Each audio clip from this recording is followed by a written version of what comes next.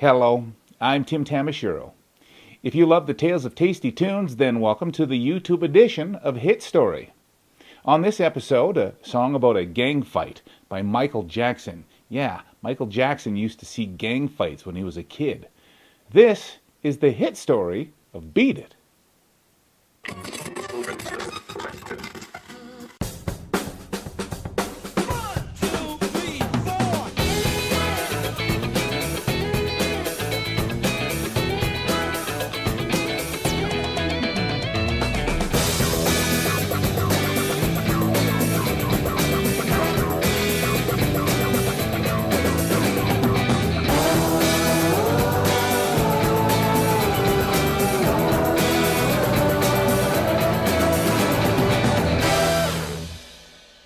Hello, and welcome to Hit Story. This is the podcast that tells the fairy tales behind famous songs.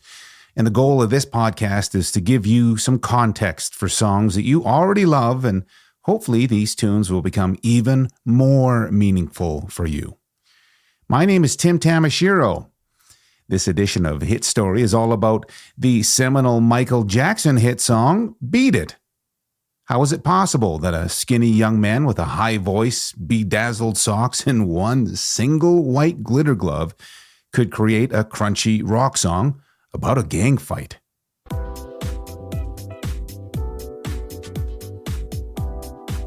If you grew up in Gary, Indiana in the 1960s, violence was just part of life. Things were tough in that part of the world because people were struggling and, well, there were gang fights in town. Gangs like the Kangaroos and the Sin City Disciples set up and protected these invisible borders between neighborhoods. Fights and violence were bound to happen. Well, there was a family who lived at 2300 Jackson Street in Gary, and they'd seen quite a few fights take place outside of their front door. The family, living in that small 2-bedroom home, coincidentally had the surname Jackson as well. There were 11 people living in that tiny house, consisting of mom and dad and their 9 children. There was Rebby, Jackie, Tito, Jermaine, Latoya, Marlon, Michael, Randy, and little Janet. And they all saw gang fights in the neighborhood.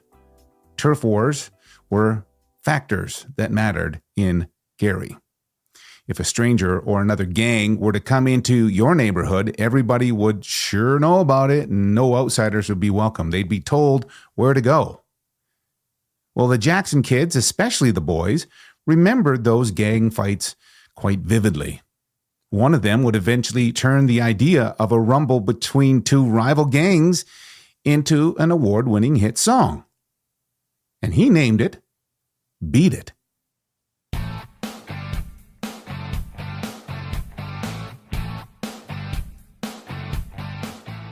If you were around in 1982, did you think of Michael Jackson as a rock star?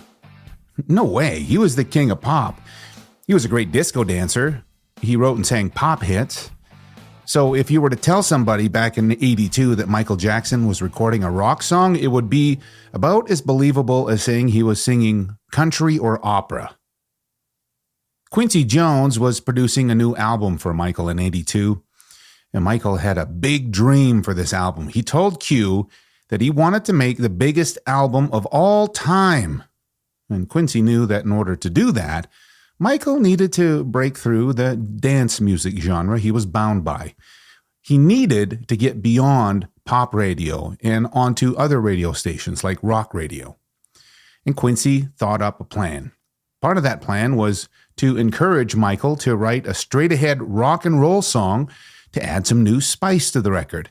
Quincy imagined something catchy and crunchy like My Sharona that was a big hit for the Knack just a few years before.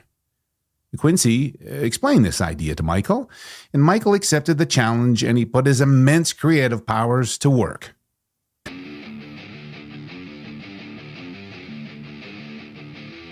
Michael never really thought about rock songs before, but he gave writing a rock song his best try.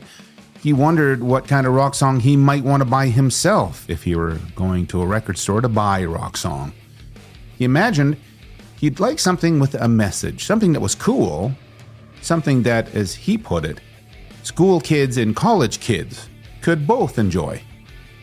So he realized that he wanted to write an inspiring rock song that contained a message of anti-violence.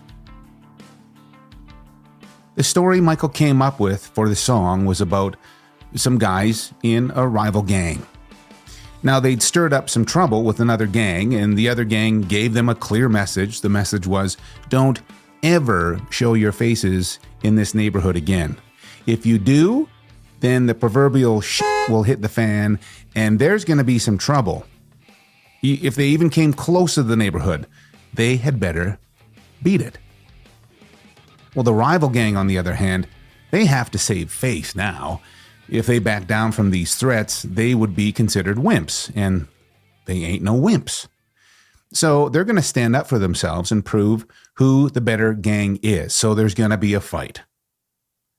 Does this sound a little bit like the fights that used to happen outside of the Jacksons' front door when they were living in Gary? You bet it does. Michael writes the song, and then he shared it with Quincy. Quincy loves it. This is exactly what he had imagined. It's strong and crunchy. It has a killer hook. So him and Michael start to come up with some ideas about how to record this song.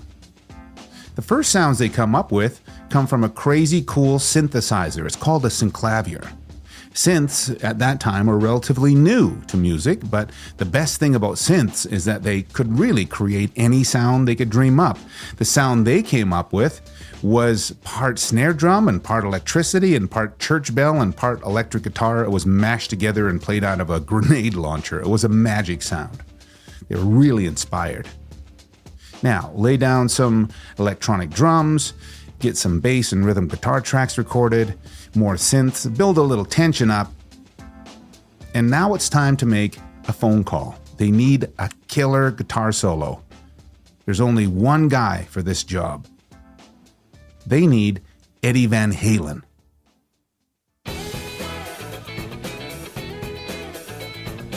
You're listening to Hit Story. I hope you're enjoying it so far. My name is Tim Tamashiro. This Hit Story podcast is part of what I love to do, part of what I'm good at. It's part of my ikigai. Now, this is a Japanese map for creating a meaningful life. Everybody has ikigai. To find out yours, you can follow these 4 steps. You just do what you love, do what you're good at, do what the world needs, and find the ways to be paid for your gifts. That is ikigai. So if you'd like to see Ikigai hard at work, you can subscribe to my YouTube channel. It's called Tim Tamashiro, More Meaningful Me. Just search it up on YouTube and hit that subscribe button. Now, what happens when Eddie Van Halen gets a phone call out of the blue from somebody who says, "Hi, it's Quincy Jones"?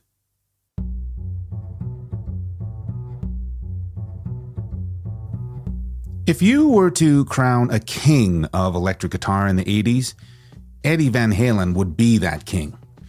Eddie was the Muhammad Ali of guitar, the undisputed heavyweight champ.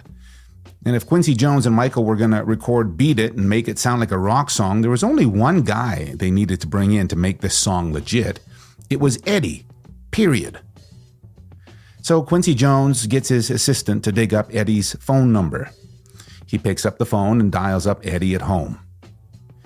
Eddie answers the phone, and Quincy says, "Hello, Eddie, it's Quincy Jones calling. Wonder if you'd like to come in and record a guitar solo on Michael Jackson's new album." Now, what do you suppose Eddie Van Halen is thinking at this moment? This has to be a prank call, right? So, Eddie swears at Quincy Jones. He told him to F off. He slammed down the phone. In about a minute, the phone rings again. This time, Eddie answers and starts asking questions.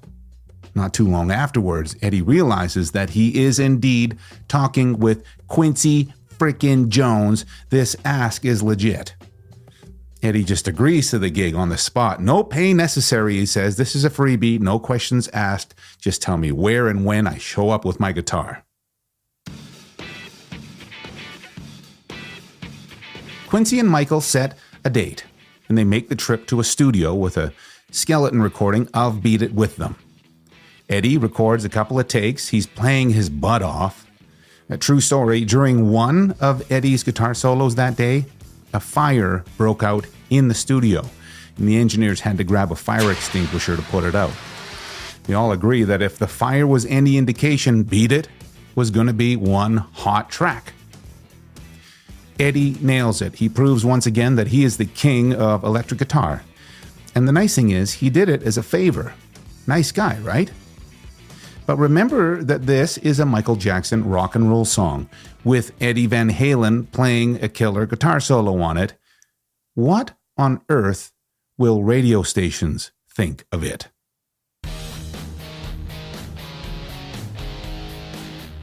Beat It was recorded. It became part of the thrilling new album for Michael Jackson. And the album was released by Epic Records in November of 1982. Now, as expected, pop radio loved the record. They ate up the first single from the album, which was The Girl Is Mine. And then a few months later, in January, Epic Records released the second single, which is Billie Jean. Now, here's the thing. Record companies in those days would usually promote and push singles really hard for about 13 weeks, to maximize the amount of airplay they could squeeze out of each tune. Billie Jean was enjoying really strong airplay. It was climbing up the charts at pop radio. But adult-oriented radio stations weren't playing any Michael Jackson songs at all. Why would they? So the Epic people thought, why not hit the rock radio stations with Beat It while Billie Jean is still hot and pop? Let's just go and see what happens. That's exactly what Epic Records did. On Valentine's Day, 1983, Beat It was released as an official single to rock stations throughout North America. As soon as Beat It went on the air, listeners everywhere were hearing it for the first time and asking themselves, is that Michael Jackson singing a hard rock song? And then when the guitar solo came up, they asked themselves, is that Eddie Van Halen? Requests began to pour in to hear that song on rock radio stations. Beat It was a hit. Now, what about getting a video on MTV?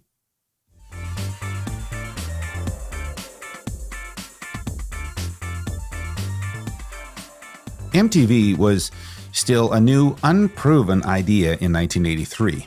Music videos had just begun to get the attention of music fans. MTV was struggling. They didn't have widespread distribution into homes around America yet. If Michael Jackson wanted to have a music video shot for Beat It to play on MTV, Epic Records were sure not going to pay for it. In fact, they refused. So Michael himself coughed up $150,000 to finance the video. And that gave him full creative control over that video and what it was going to be about.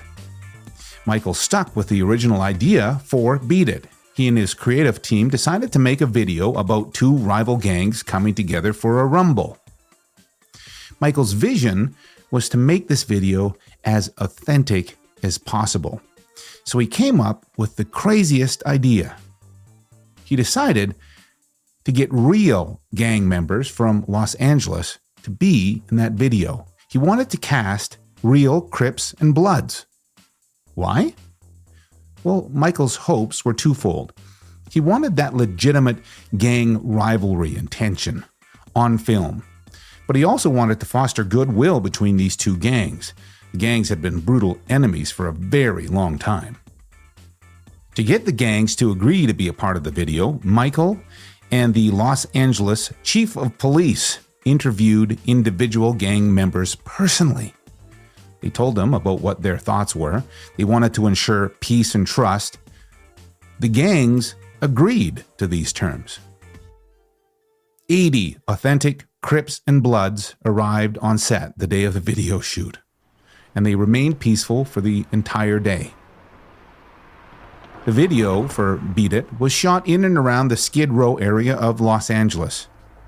The opening scene took place in a diner where gang members were all sitting at a counter as word of an impending rumble was starting to spread. From there, they hit the streets and they gathered en masse. So are the Crips and Bloods going to dance? No.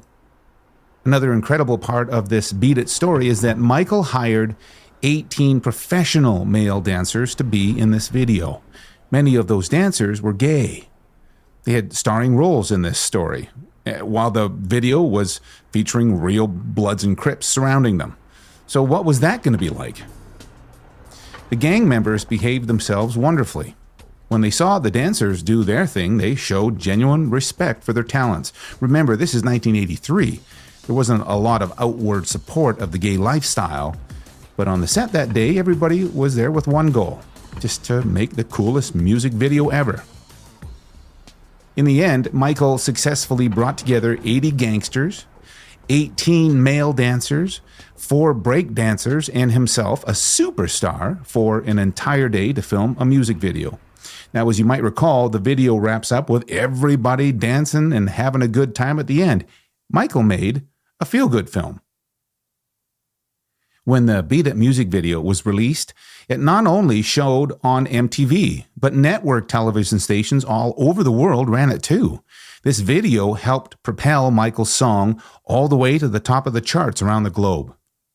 Michael Jackson had created a song and video with a message of peace and tolerance, but it was still something cool, something that, as he had hoped, school children and college kids could both enjoy.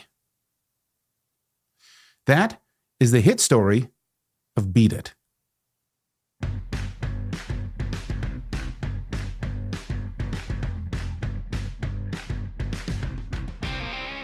If you enjoyed this edition of Hit Story, make sure you subscribe to this podcast.